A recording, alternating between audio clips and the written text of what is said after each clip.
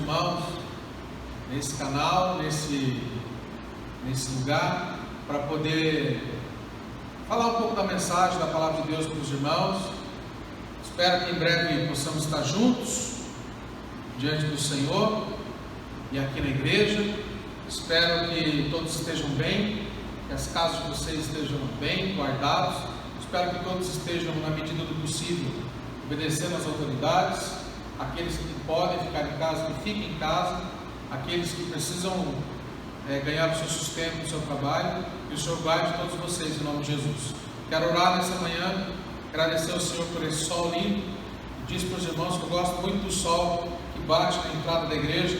Todos os domingos de manhã, quando nós chegamos na igreja, nós vemos esse sol bonito. Que esse sol represente para nós também a presença de Deus dentro da sua casa agora, em nome de Jesus.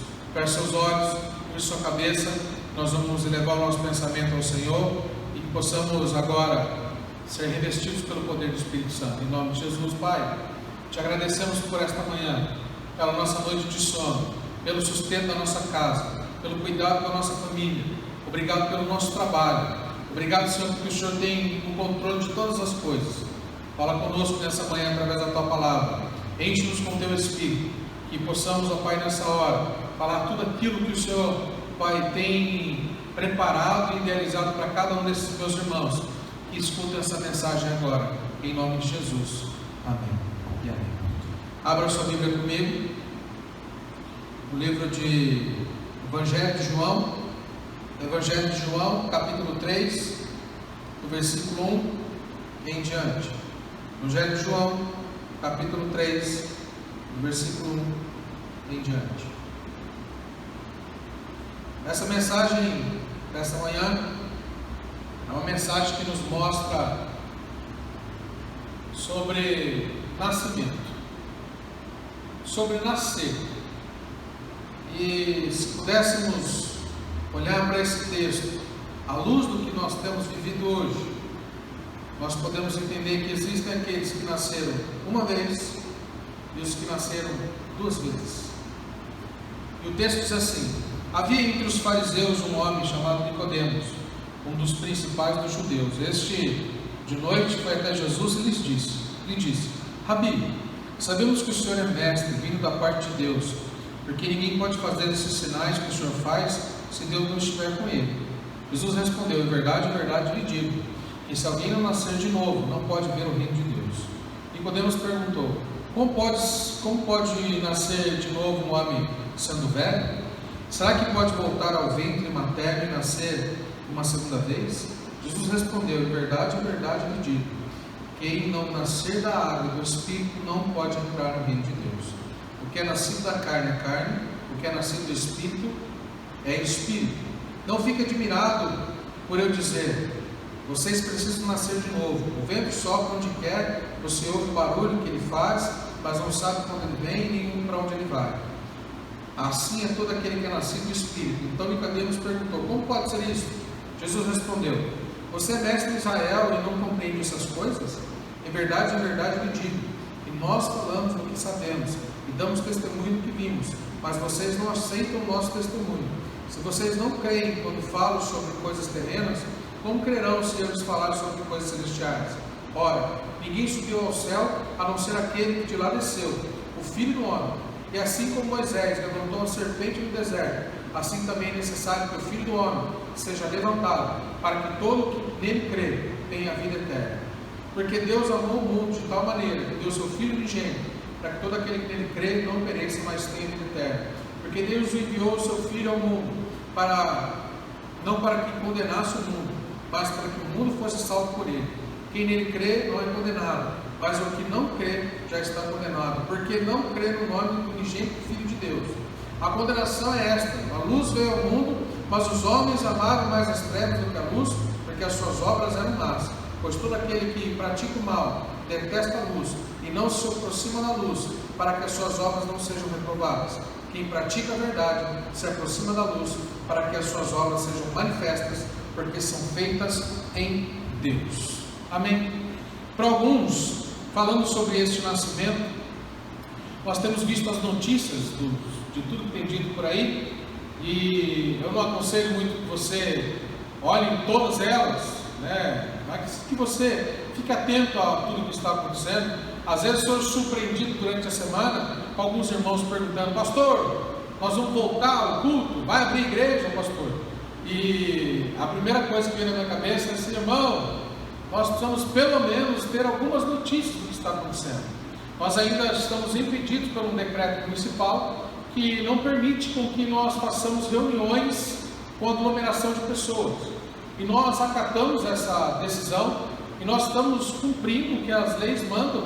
E além de cumprir o que as leis mandam, nós estamos entendendo que temos que ter esse tempo de cuidado com os membros da nossa igreja e com todos aqueles que fazem parte dessa comunidade, além da nossa parte com relação à sociedade que vivemos, à cidade que vivemos, ao estado que moramos e ao país, onde nós somos também integrantes desse país.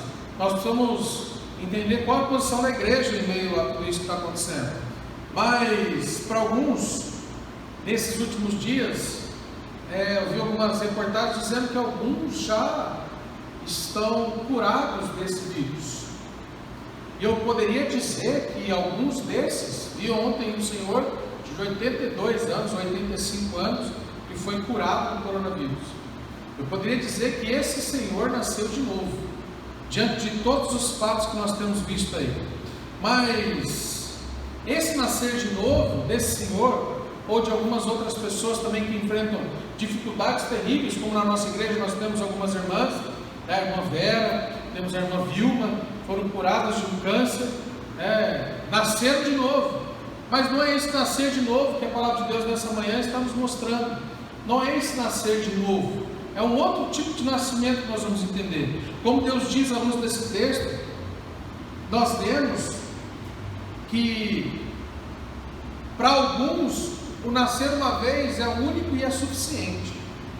Mas se você entender que o nascimento e nascer na perspectiva do Instituto Brasileiro de Geografia e Estatística, quando uma pessoa nasce, ela é classificada de acordo com alguns quesitos de cor, raça e algumas categorias também. Essa pode ser uma classificação feita pelo humano, pelo homem. Não é a classificação de Deus.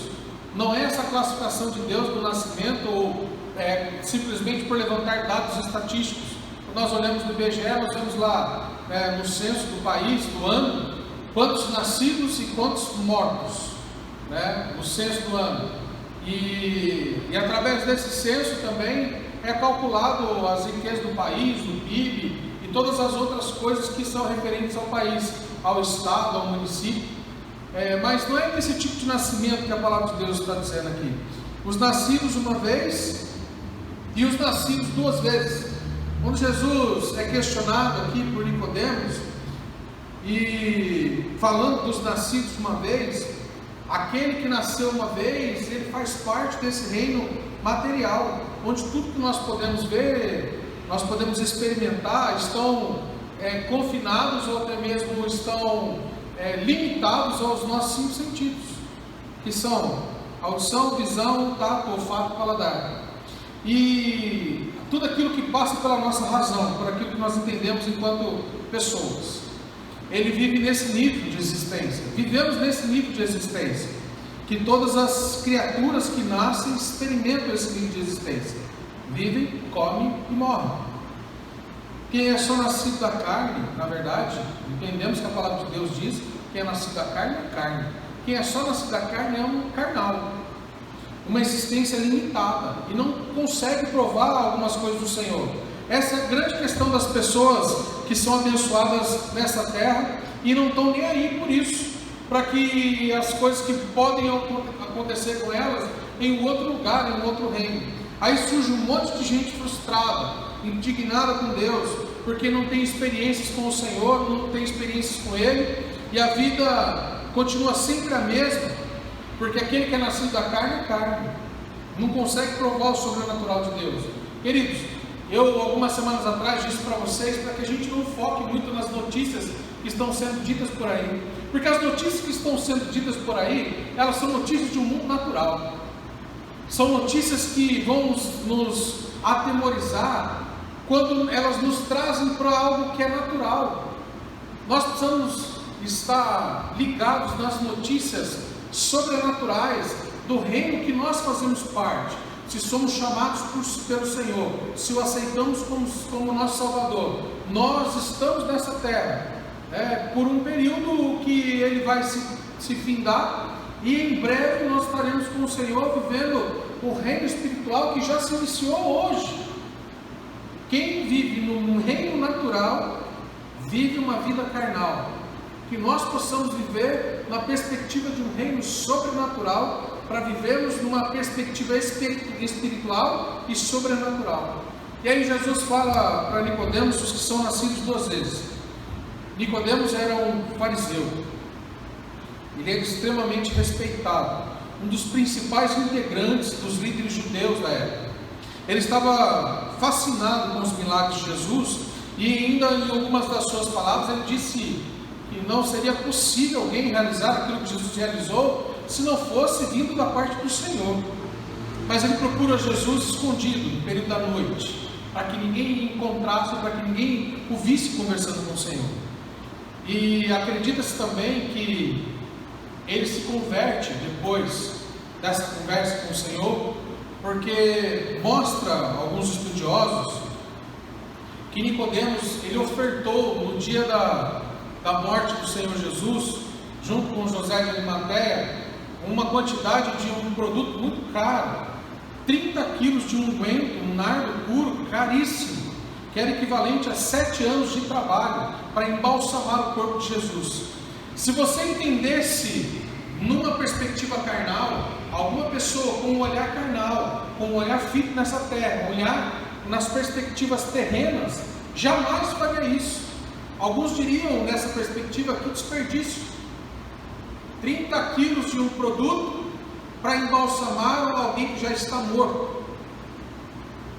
Carnalmente dizendo, é um desperdício, poderia ser utilizado para que fosse feito outras coisas, abençoar, como o próprio Judas disse, poderia vender esse unguento e dar dinheiro aos pobres, quando na verdade a intenção não era essa, porque a perspectiva das pessoas que vivem nesse mundo e que são carnais é uma perspectiva carnal.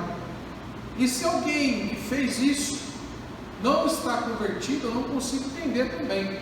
Imagina alguém que faz uma doação desse tamanho, desse porte, equivalente a 7 anos de trabalho, para embalsamar o corpo de Jesus após a sua morte.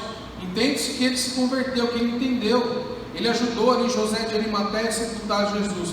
Os nascidos duas vezes experimentam algo diferente, meus irmãos, que não pode ser racionalizado, e que dá certeza de que, uma vez tendo nascido, pela segunda vez, no Espírito de Deus, não pertence mais a esse mundo. E junto conosco também, as coisas que nós temos também não pertencem mais a nós. Tudo que nós temos é do Senhor, tudo que você tem é do Senhor. Às vezes, dentro dos nossos estudos, no nosso curso do CRAU, do Ministério da UDF, que nós realizamos na nossa igreja, uma das primeiras lições que nós aprendemos é que tudo que nós temos, nós não usamos mais alguns pronomes ou algumas palavras para se referir àquilo que nós temos.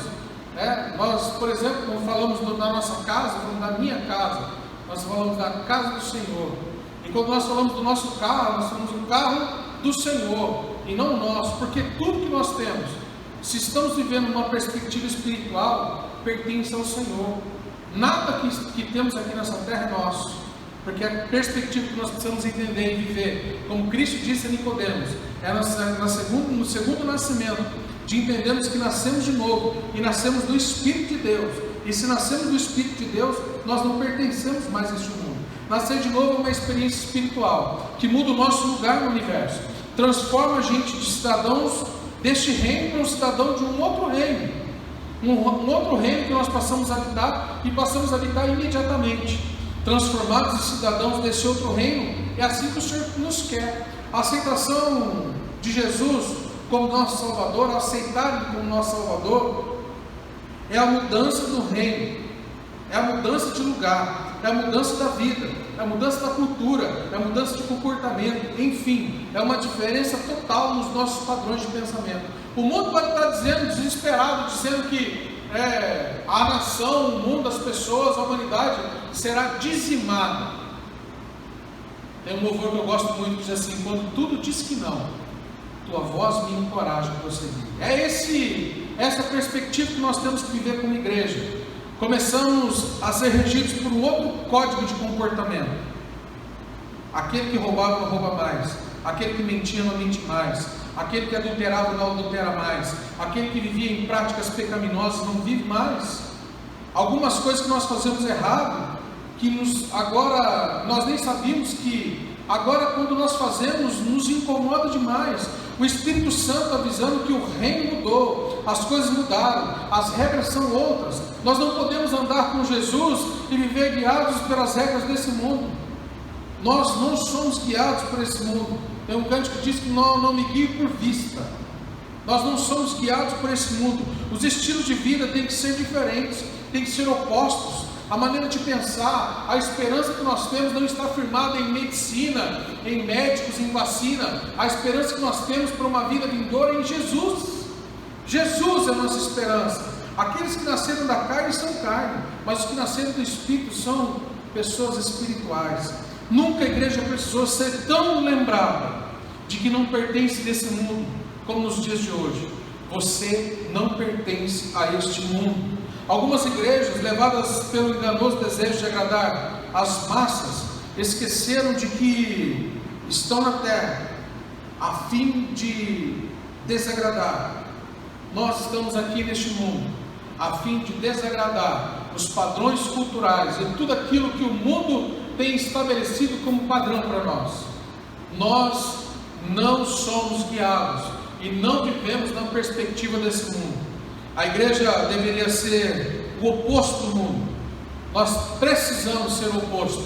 Enquanto todos têm palavras de tristeza, notícias ruins, enquanto todo mundo está focado nesta pandemia, neste vírus, nas mortes, na quantidade de caixões, nós precisamos nos alegrar no Senhor, porque nós não nascemos apenas uma vez. Nós não somos parte somente da perspectiva do IBGE, nós não somos cidadãos deste mundo, nós nascemos do Espírito e precisamos viver no Espírito, na perspectiva eterna, na perspectiva de que lá não haverá dor, lá não haverá choro, lá não haverá tristeza. Essa é a perspectiva que nós devemos viver, mesmo em meio às lutas que nós vivemos. Nós precisamos mudar o nosso lugar no universo.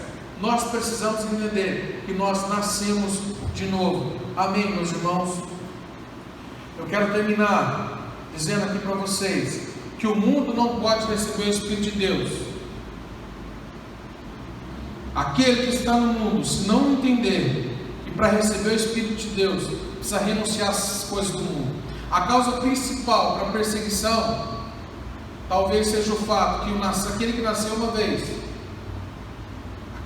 uma vez nunca conseguirá compreender as coisas do Espírito. Nós que nascemos do Espírito precisamos disseminar essa palavra, mostrar essa palavra, mostrar esse novo nascimento através das nossas atitudes, através da nossa vida. 1 Coríntios capítulo 2, versículo 14 diz assim: ora, a pessoa natural não aceita as coisas do Espírito de Deus, porque eles são loucura e não pode entendê-las, porque elas se discernem espiritualmente. Andemos sempre nessa perspectiva, irmãos, na perspectiva eterna do Senhor. Nós andaremos sempre nessa terra como um povo estranho, mesmo em meio a tantas dificuldades. Como o irmão Lázaro dizia, nós estamos passando pela prova, dando glória a Deus. E o mundo vai dizer que nós somos estranhos, os nossos costumes são estranhos, e se não for assim, nós deixaremos de ser peregrinos, e nós vamos construir as nossas casas neste mundo. Quem faz isso abre mão da casa que Jesus prometeu construir nos céus. Quando Jesus morreu, ressuscitou, Ele disse para todos aqueles que presenciavam a sua ascensão aos céus, dizendo assim: eu vou para o meu Pai, eu estou indo preparar morada para todos vocês. Que nós possamos entender que a perspectiva da nossa vida é essa morada eterna em Cristo Jesus. Amém. Eu quero que você nessa hora curve sua cabeça, feche seus olhos, entenda que mesmo em meio às dificuldades que você tem enfrentado, se é falta de emprego, se é falta de alimento na sua casa, nós estamos fazendo uma grande rede na nossa igreja para podermos auxiliar os nossos irmãos em ter enfrentado dificuldades. Nós vamos arrecadar os alimentos para que possamos ajudar as famílias que dependem de uma cesta básica da nossa igreja, de um cuidado da nossa igreja. Nos procure para que possamos agir e colocar em prática tudo que nós temos programado para realizar com os irmãos da nossa igreja também. Amém? Nós somos cidadãos de um outro reino, cidadãos espirituais do céu. Nós vamos orar. Pai, abençoa a tua igreja nessa manhã, abençoa o teu povo, a tua casa, Senhor. Todos aqueles, ó Pai, que têm, ó Pai, enfrentado dias difíceis, mas ajuda-nos a pensarmos como o Senhor nos mostrou, como o Senhor mostrou a Nicodemos. Vivemos uma perspectiva eterna, uma perspectiva de nascer de novo. Aquele que nasceu do Espírito é Espírito, Senhor. E ó Pai, nós precisamos entender que nós nascemos do Espírito de Deus e nós vivemos uma vida espiritual, Senhor, e não uma vida carnal, que é uma vida, Senhor, que nos mostra todas as dificuldades desse mundo, e as dificuldades são apresentadas ao mundo sem solução, porque quando olhamos para o Senhor, entendemos que para tudo que está debaixo do céu e da terra, existe um Deus que governa e comanda sobre todas as coisas. Abençoa essa casa, essa família, em nome de Jesus. Amém. Amém. Que Deus te abençoe. Se você foi abençoado por este vídeo, que você compartilhe esse vídeo, que você coloque ele nas suas redes sociais, que você também dê um like nesse vídeo, né, um joinha mostrando que você gostou, para que mais pessoas sejam alcançadas pelo Senhor. Também se lembre de que nós precisamos do seu apoio, da sua ajuda, em continuar nos encaminhando à casa do Senhor. Quem ainda está aqui, nós temos um contrato de aluguel.